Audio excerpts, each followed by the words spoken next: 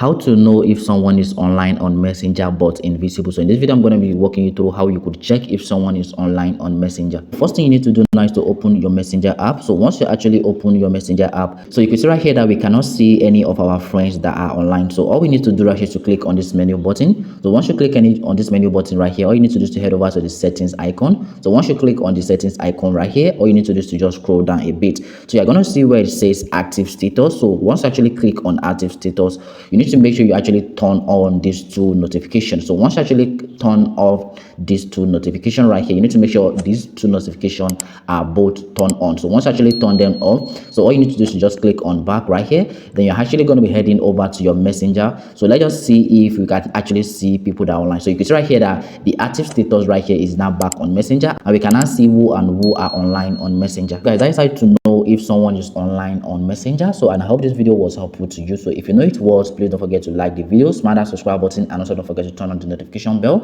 And I'm going to be seeing you guys in my next video.